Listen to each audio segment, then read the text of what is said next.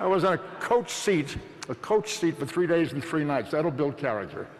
And when I got off the train, I moved into a moving house where I shared a room with a guy. We each paid $6 a week for rent. And I went to work in an ice cream parlor.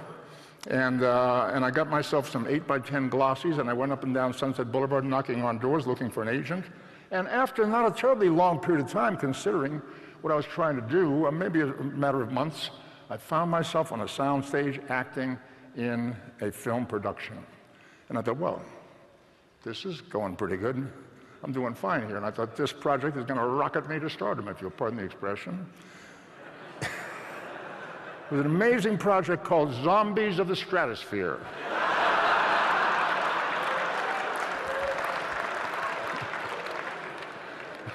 Three of us in a cigar-shaped spaceship that staggered across the screen like that and left a trail of smoke, landed on Earth, stole up a pickup truck and some 45 Colt revolvers, and we're going to take over Earth. I don't know. It didn't quite do what I had hoped it would do for my career.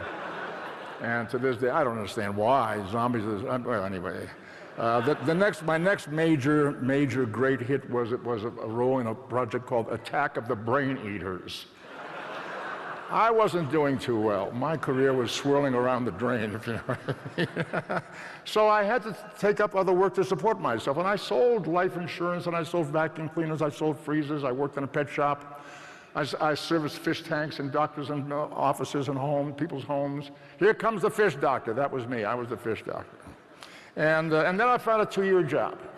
I was drafted into the United States Army.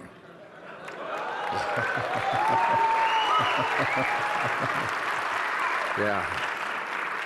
And I found myself standing in front of a corporal who had a typewriter. It was not a computer, it was a typewriter. Bing, bing, bing, bing, bing, bing, bing, bing. And he said, what do you do in civilian life? I said, I'm an actor. And he said, oh, what have I seen you in?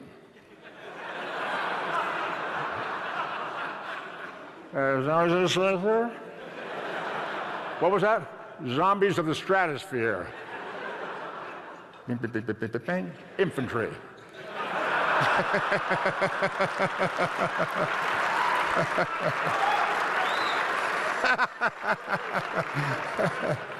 I spent 2 years in the service. By the time I came out, I was married, I had a child, and another one on the way. I was very busy.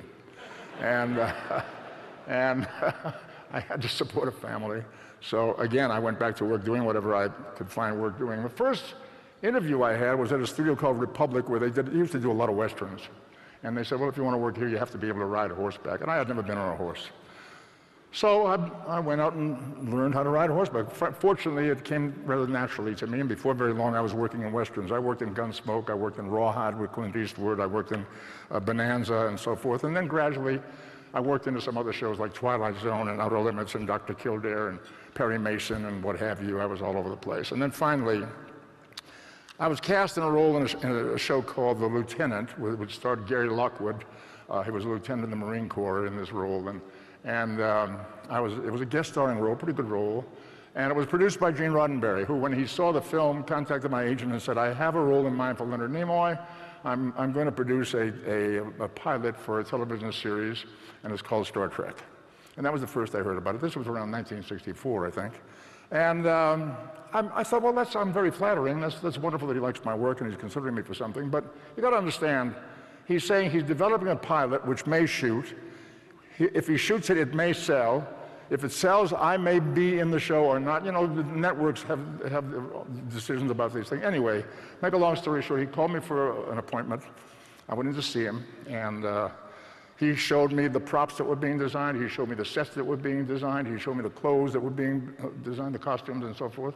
He explained this character of Mr. Spock to me, half human, half Vulcan, which sounded very interesting to me. It meant the character would have an internal life very much like a human life, a struggle between emotion and logic, and the right and the left brain. And I thought, okay, this could be something. Then he said, you'll wear pointed ears. I was a serious actor, you know. And I thought, what is this going to mean if I do this? But I had enough belief in what he was presenting me as the potential for this character that I thought, I'm going to go for it. I'm going to go for it and let the ships fall where they may. And of course, I'm very happy that I did. We made the first pilot, which was with Jeffrey Hunter as the captain, and it didn't sell for various reasons that we don't have to go into. But a year later, they decided to do a second pilot. Jeff Hunter was not available. They hired William Shatner, recast everybody but me. They said, well, yeah, Bill Shatner. Okay, you can applaud Bill Shatner. It's okay.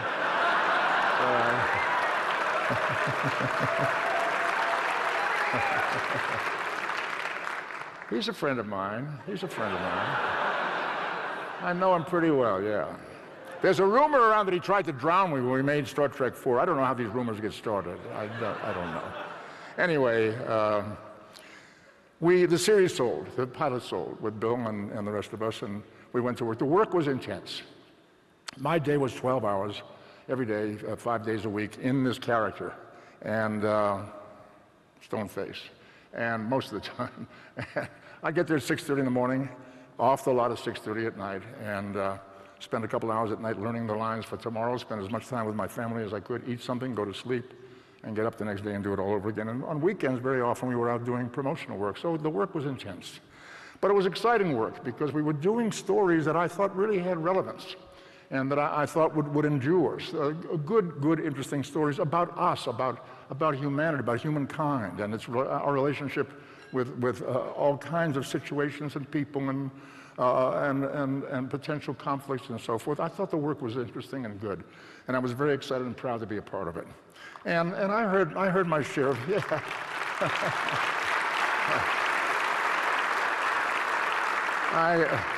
I heard my share of ear jokes, and I put up with it. And the press for a long time couldn't say my name without saying something about ears. You know, it was always Leonard Nimoy, he with the pointed ears, that kind of stuff. But that's okay. I lived with that, and it all worked out okay. We did an episode called Amok Time. I think it was on the second season. Yeah. Theodore Sturgeon, wonderful science fiction writer, wrote us a beautiful poetic script in which Spock, we discover, is betrothed as a child and has to go back to Vulcan to fulfill a marriage betrothal. Spock is in heat, and he has to go home.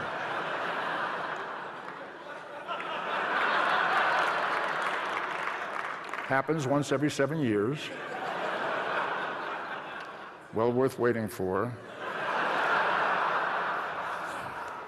We're going to Vulcan, and we're going to see other Vulcans for the first time.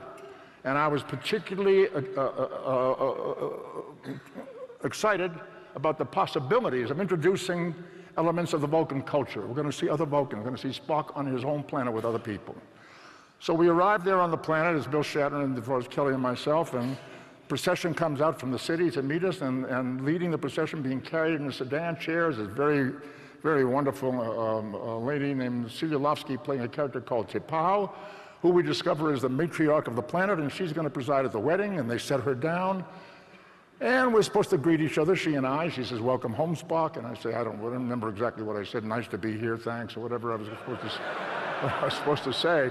But I was interested in what Vulcans do when they greet. And I said so to the director, and he said, "What do you mean?" And I said, "Well, humans shake hands, military people salute, Asian people bow. What do Vulcans do?" He said, "Okay, what do you want to do?" So I reached back into my childhood. In my Jewish family experience, we were at a temple on the high holidays. I vividly remember I must have been, I don't know, 6, 7, 8 years old. I'm sitting with my family, my parents, my grandfather, my brother, and I in the Orthodox service. The women sit upstairs in the balcony. And there comes a point in the service where we're being blessed by a group of men who are known as Kohanim. They are the members of the priestly tribe. They get up in front of the congregation, as I'm standing in front of you, and they say in Hebrew a prayer which is translated into the New Testament, which essentially says, "May the Lord bless you and keep you. May the Lord cause his countenance to shine upon you. May the Lord turn his graciousness unto you and grant you peace." But they weren't just saying it. These guys were rock and rollers. They were screaming and shouting. It was like a revival meeting. It was really exciting. And my father said to me, "Don't look."